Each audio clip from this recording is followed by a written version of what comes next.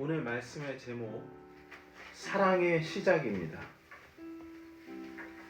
고린도전서 8장 1절과 2절 말씀 보시겠습니다. 제가 받들어 읽겠습니다. 이제 우상들에게 바친 것들에 관하여는 우리가 다 지식이 있는 줄로 아나니 지식은 우쭐대게 하나 사랑은 세워주느니라. 만일 어떤 사람이 자기가 무엇을 아는 줄로 생각하면 그는 마땅히 알아야 할 바를 아직 전혀 알지 못하느니라. 사랑하는 성도 여러분, 이번 주는 주님께서 가장 기뻐하시는 일이면서 장차 그리스도의 심판석에서 가장 중대하게 다뤄질 일을 하나 소개하도록 하겠습니다. 그것은 내 입장보다 상대방의 입장에 서보는 일입니다. 영어로는 Be in my shoes라는 말이 있습니다. 내 자리에 와서 내 신발을 신어봐라. 그러면 내가 지금 어떤 상황에 놓여 있는지 이해할 수 있을 거란 뜻입니다. 실제 내 입장에서만 상황을 보면 대개 나는 옳고 상대방은 잘못됐다는 결론을 내리기 쉽습니다. 그러다 보니 나는 피해자고 상대방은 가해자가 되어버립니다. 이렇게 서로의 입장만 똑같이 내세우다 보면 서운해지고 상처를 입고 쌓였던 게 폭발하게 되고 다툽니다. 그러다 점점 멀어지는 경우가 얼마나 허다한지 모릅니다. 부부간의 가장 대표적인 이혼 사유가 서로의 입장을 이해하지 못해서 생기는 겁니다. 국가 간의 전쟁도 서로의 입장에 서보지 않으려고 했기 때문에 양보와 타협점을 찾지 못해 발생하는 것입니다. 그러나 잠깐 내 생각을 내려놓고 입장을 바꿔 생각해보면 그동안 내가 미처 보지 못했던 내 실수들이 비로소 보이게 됩니다. 나도 틀릴 수가 있고 얼마든지 가해자가 될 수 있다는 걸 깨닫게 됩니다. 어떤 사람이든 자기 합리화에 있어서는 세계 1등이죠. 사람은 자신을 가장 우선시하고 보호하려는 죄의 본성을 지니고 태어납니다. 자신에겐 한없이 관대하고 상대방에겐 아주 엄격한 잣대를 들이댑니다. 이 세상에서 바보 천치가 아닌 이상 어느 누구도 손해보지 않으려 합니다. 그렇죠. 하지만 저 세상 사람들인 우리 그리스도인들은 맞습니까?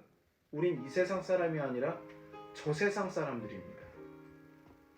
저 세상 사람들인 우리 성도들은 이 세상에서 바보처럼 살고 손해를 당할 때 하늘에서 찬란하게 빛나게 된다는 것을 기억하시기 바랍니다. 여기 인류 역사상 가장 많은 사람들에게 미움받고 자신의 가장 가까운 제자들에게마저도 철저히 배반당하신 분이 계십니다. 바로 우리 예수님이십니다. 그리고 예수님 그 죽음 이후에도 이 핍박의 역사는 계속되고 있습니다. 그리스도인들을 향한 조롱과 핍박 그리고 학살들이 세계 도처에서 아직도 끊이지 않고 있다는 걸 봐도 예수님께서 얼마나 큰 증오의 대상인지 알 수 있습니다. 그러나 우리 예수님께서는 이 모든 억울한 상황 가운데 자신을 변호하지 않으셨습니다. 또 맞대응하지도 않으셨습니다. 베드로전서 2장 22절과 23절 말씀을 보면 그것을 확인해 볼 수 있습니다. 그분께서는 죄를 짓지 아니하시고 입에 교활함도 없으시며 욕을 당하시되 맞대어 욕하지 아니하시고 고난을 당하시되 위협하지 아니하시며 오직 의롭게 심판하시는 분에게 자신을 맡기셨다 하셨습니다. 그리고 예수님께서 우리의 죄들을 온 몸으로 지시고 십자가 죽임을 당하신 겁니다. 그랬기 때문에 우리가 구원받아 이 자리에서 예배를 드릴 수 있는 것입니다. 우리가 하나님의 자녀요 그리스도와 함께 형제가 되었고 공동상속자가 이러한 영광을 누리고 있는 것입니다. 이 위대한 구원은 예수님께서 우리와 똑같은 인간의 몸을 입고 태어난 때부터 시작된 것입니다. 말로만이 아니라 하나님의 신분을 내려놓으시고 몸소 우리 같은 죄인들의 입장에 서셨기 때문에 가능한 일입니다. 우리 입장에 서셨기 때문에 이 구원이 가능한 것이 된 것입니다. 무조건 지옥행이었던 우리의 인생을 보시기 위해서 사람의 몸을 입으신 것입니다. 저와 여러분 같은 죄인들을 불쌍히 여기셨고 십자가 위에서 지옥의 심판을 대신 당해주신 것입니다. 히브리서 2장 18절 말씀 보겠습니다. 그분께서 친히 시험을 받아 고난을 당하셨은즉 시험 받는 자들을 능히 구조하실 수 있느니라. 히브리서 4장 15절 말씀 또 함께 보시겠습니다. 우리에게 계신 대제사장은 우리의 연약함의 감정을 몸소 느끼지 못하시는 분이 아니요 모든 점에서 우리와 똑같이 시험을 받으셨으되 죄는 없으신 분이시니라. 아주 유명한 말씀이시죠. 우리 주님이 이로십니다. 우리 모두의 입장에 이미 서보셨기 때문에 우리의 모든 쓰라린 고통과 아픔과 상처를 다 이해하십니다. 제가 담대히 말씀드릴 수 있는 사실은 여러분의 입장을 완벽히 이해하시고 변호하시며 위로하실 수 있는 분은 오직 예수님 외에 없다는 사실입니다. 그런 예수님께서 성도들을 불러 말씀하십니다. 내가 먼저 너희 입장에 섰던 것처럼 너희도 상대방의 입장에 서라. 이것을 함축적으로 표현한 구절이 있어요. 누가복음 23장 34절입니다. 예수님께서 돌아가실 때 하신 말씀입니다. 그때 예수님께서 이르시되 아버지여 저들을 용서하여 주옵소서. 저들은 자기들이 하는 일을 알지 못하나이다. 누구 입장에서 하나님 아버지께 구했습니까? 죄인인 우리 입장에서 우리의 죄들을 용서 구하신 겁니다. 스데반 집사님도 예수님처럼 죄인들의 입장에 서서 하나님 아버지께 용서를 구했습니다. 사도행전 7장 59절과 60절 말씀 제가 읽을 때 잘 들으십시오. 그들이 돌로 스데반을 치니 그가 하나님을 부르며 이르되 주 예수님이여 내 영을 받으시옵소서 하고 무릎을 꿇고 큰 소리로 부르짖어 이르되 주여 이 죄를 저들의 책임으로 돌리지 마옵소서 하더라. 이 말을 하고 그가 잠듭니다. 주님께서 오늘 우리에게도 너희도 이 일에 동참하라고 부르고 계십니다. 이번 주 제가 말씀을 준비하면서 제 마음속에 들려오는 깊은 울림 하나가 있었습니다. 너는 아무것도 알지 못하고 있다. 계속 그 말씀이 떠올랐어요. 너는 아무것도 알지 못하고 있다. 그것도 전혀 알지 못하고 있다.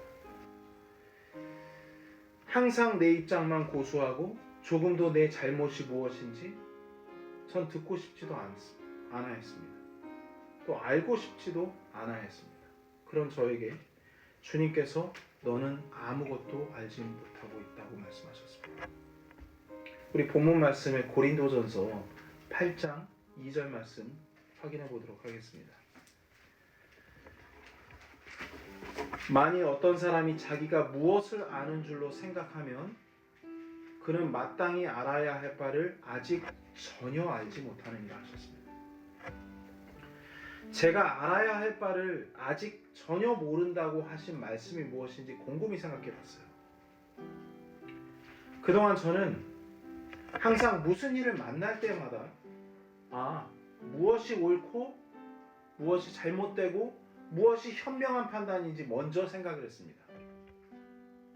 그러나 주님께서 무엇이 옳고 그르냐가 중요한 것이 아니라 네 생각과 판단보다 더 중요한 것은 남을 배려하는 것이라고 말씀하신 겁니다.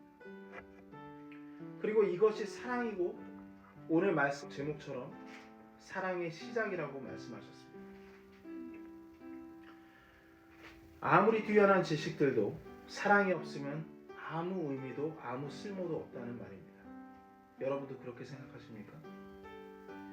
하나님께서 우리에게 주신 모든 지식과 지혜 그리고 은사는 남을 섬기고 세워줄 때에야 비로소 그 참된 의미와 가치를 갖게 됩니다. 그렇죠. 오늘 본문 속 고린도 교회 성도들은 많은 지식과 은사들을 성령님을 통해 받은 사람들이었습니다. 그들 가운데는 성경 지식이 뛰어난 사람들이 다수가 있었습니다. 우상들 앞에 바쳐졌던 고기가 자신들의 구원과 양심에 전혀 영향을 끼칠 수 없다는 것을 이미 알고 있었어요. 그래서 아무 거리낌 없이 고기를 먹었습니다. 당시 고기를 먹으려면 우상신전에 바쳐졌던 고기가 시장에 나올 때까지 기다리는 것이 일반적인 일이었습니다. 이것이 하나의 고기 유통 과정이었기 때문에 성경을 많이 아는 형제들은 그저 돌덩어리나 금덩어리에 불과한 우상들에게 바쳐진 고기들을 스스럼없이 먹은 것이 당연하다고 생각을 했어요. 그러나 여기서 문제가 있었습니다. 성도들 가운데는 양심이 약한 형제들이 그 안에 있었고 아직 믿음이 말씀 위에 굳건히 서지 못한 어린 형제들이 있었다는 겁니다. 믿음으로 한 것이 아니면 다 죄가 되는 거잖아요. 양심에 거리낀 상태에서 앞선 형제가 먹으니까 같이 먹으면 어떻게 됩니까? 그들의 양심이 더러워지게끔 됩니다. 주님 앞에 앞선 형제들은 죄를 짓게 되는 일이 생기는 거죠. 당시 배운 성도들은 그 가운데 전부라고 얘기는 할 수 없지만 그 가운데 일부는 자신들의 지식을 과시하고 싶어서 신전에 바쳐진 음식을 당당히 그리고 담대하게 아직 어린 성도들 앞에서 자신들의 영적 우월함을 보이기 위해 더욱 그렇게 했다는 것을 알 수 있습니다. 어쩌면 우리가 그랬는지도 모릅니다. 그래서 나온 말씀이 고린도전서 8장 1절이에요. 이제 우상들에게 바친 것들에 관하여는 우리가 다 지식이 있는 줄로 아나니 지식은 우쭐되게 하나 사랑은 세워주느니라. 이러한 지적 욕구와 자랑은 그 사람을 교만하고 우쭐되게 만들어버립니다. 그리고 연약하고 어린 형제들의 양심을 더럽히고 실족하게 만들고 맙니다. 고린도전서 8장 9절, 11절, 13절 말씀을 통해서 여러분들께서 느끼셨으면 좋겠습니다. 오직 너희의 이 자유가 약한 자들에게 결코 걸림돌이 되지 않도록 조심하라. 11절입니다. 그러면 네 지식으로 말미암아 그 약한 형제가 멸망하리니 그를 위해 그리스도께서 죽으셨느니라. 무서운 얘기입니다. 13절 그러므로 만일 음식이 내 형제를 실족하게 하면 나는 세상이 서 있는 한 고기를 먹지 아니하여 내 형제가 실족하지 아니하게 하리라. 세상은 항상 강한 사람을 위해서 모든 초점을 맞추죠. 그러나 우리 주님은 가장 뒤처진 자들을 위해 주님의 시선은 고정되어 있다는 것을 잊지 마시기 바랍니다. 기다려줘야 됩니다. 오늘 이것이 성숙한 그리스도인들이 경계해야 할 일이고 나아가야 할 길입니다. 아무리 내가 100% 옳고 합리적이라 할지라도 연약한 형제의 상황과 입장을 고려하지 않는다면 진정한 사랑과 섬김을 시작할 수조차 없습니다. 그리고 이것이 우리 기도의 기도 응답의 마지막 관문이 되기도 한다는 걸 꼭 기억하셨으면 좋겠습니다. 마태복음에 보면 여러분 잘 아는 한 부자 청년이 나오잖아요. 그가 예수님께 묻습니다. 그의 마음에는 두 가지 생각이 있었어요. 어떻게 하면 영원한 생명을 얻는지, 어떻게 하면 정말 완벽하게 그리스도인으로서 살 수 있는지에 대해서 마음속으로 묻고 있었습니다. 그가 예수님께 이렇게 여쭙니다. 그가 주님께서 하신 명령들을 지켰는데 내게 부족한 것이 무엇입니까? 하고 예수님께 물어요. 그때 예수님께서 이렇게 말씀하십니다. 네가 완전하게 되려거든 가서 네 소유를 팔아 가난한 사람들에게 주라. 그리하면 하늘에서 내게 보화가 있으리라 하십니다. 이렇게 주려면, 가난한 사람들에게 주려면 그 가난한 사람들의 입장에 서봐야 줄 수 있어요. 근데 부자 청년은 이렇게 얘기했어요. 저요 부모님을 공경하기도 하고 또 내 이웃을 내 자신과 같이 사랑하라는 그 말씀 저 순종하고 있어요. 말은 그랬지만 실제 이러한 하나님 예수님께서 하시는 말씀에 순종하지 못하고 근심하면서 예수님은 떠났다는 걸 여러분께서 아실 겁니다. 예수님의 관심은 가난한 사람들, 즉 혼자 자립하기 힘든 연약한 사람들에게 있음을 우리는 알고 있습니다. 세리장 삭개오에게 구원을 베푸시는 상황도 함께 살펴보도록 하겠습니다. 누가복음 19장 8절 9절 말씀을 읽겠습니다. 삭개오는 참 예비된 사람이었어요. 그가 나무 위에서 발견됐을 때 삭개오가 이렇게 얘기합니다. 삭개오가 서서 주께 이르되 주여 보소서, 내가 내 재물의 절반을 가난한 사람들에게 주겠사오며 만일 내가 거짓 고소하여 어떤 사람에게서 무엇이든지 빼앗았으면 그에게 4배로 갚겠나이다 하매, 그는 이미 자신의 양심에서 자신이 잘못한 것을 돌이키려고 합니다. 이미 상대방, 나 때문에 어려움 겪었던 사람들의 입장에 선 겁니다. 그것을 보시고 예수님께서 그에게 말씀하십니다. 예수님께서 그에게 이르시되 그도 아브라함의 자손인즉 이날 구원이 이 집에 이르렀도다 하셨습니다. 우리도 기도하고 있잖아요. 제가 사랑하는 형제들 사이에 어떠한 문제가 생겼을 때 그 사람을 용납하고 그 사람을 이해하고 그 사람의 입장에 서는 것, 이것이 어쩌면 기도응답의 마지막 관문이 될 수도 있다라고 마음의 부담이 있어서 말씀드린 적이 있습니다. 어떻게 보면 이게 사랑의 시작일 수도 있고 사랑의 마침이기도 합니다. 이 안에서 모든 것이 이루어지기 때문입니다. 삭개오의 일화를 보듯이 여기서도 예수님의 시선은 가난한 자들, 고아들, 남편 잃은 과부와 같은 사회 가장 밑바닥층 사람들에게 고정되어 있음을 알 수 있습니다. 성도 여러분, 사랑 없는 지식 전달은 남에게 큰 상처를 남기게 됩니다. 그러나 사랑은 남을 세워주는 것입니다. 다시 한번 강조합니다. 사랑은 남을 세워주는 것입니다. 그게 우선입니다. 사랑 없으면 아무것도 아닙니다. 곧 사랑이야말로 내 입장, 내 자랑만 내세우지 않고 상대방의 연약함을 고려해서 행동하는 것이라 할 수 있습니다. 사랑은 입장을 바꿔놓고 생각하는 것입니다. 연약한 자를 먼저 배려하는 것이 사랑입니다. 우리 성도들은 인간의 본능을 거슬러 그리스도를 따르는 사람들 맞습니까? 늘 나와 남의 입장을 바꿔 생각하는 일에 빠르고 익숙해져야 합니다. 그리고 이 일을 주님 오실 때까지 결코 멈춰서는 안 됩니다. 이제 말씀을 정리하겠습니다. 고린도전서 6장 12절에 이 말씀이 있습니다. 모든 것이 내게 적법하나 모든 것이 적절하지는 아니하며 모든 것이 나를 위해 적법하나 내가 어떤 것에 권능하려 해도 놓이지 아니하리라 하십니다. 우리 그리스도인들은 주 예수 그리스도의 보혈의 능력으로 죄에서 자유를 얻었습니다. 이제 더 이상 지옥의 두려움 속에 떨지 않아도 되는 완전한 자유인이 되었습니다. 자유인이 된 성도는 모든 일을 할 수 있어요. 그렇죠? 그러나 모든 것이 적절하지 않다는 말씀에 주목해야 합니다. 우리에게 주어진 이 적법한 자유는 나 자신의 유익을 얻기 위해 남용하라고 주신 것이 아니라 완전한 자유를 주신 하나님께 영광을 돌리라고 주신 것입니다. 이 하나님의 영광을 위해 우리에게 주신 명령이 있습니다. 이 하나님의 영광을 위해 우리가 해야 할 일은 아주 분명하고 구체적으로 성경에 기록되어 있습니다. 찾아보겠습니다. 베드로전서 2장 16절 17절입니다. 너희가 자유로우나 너희의 자유를 악을 덮는 도구로 쓰지 말고 오직 하나님의 종들로서 행하라.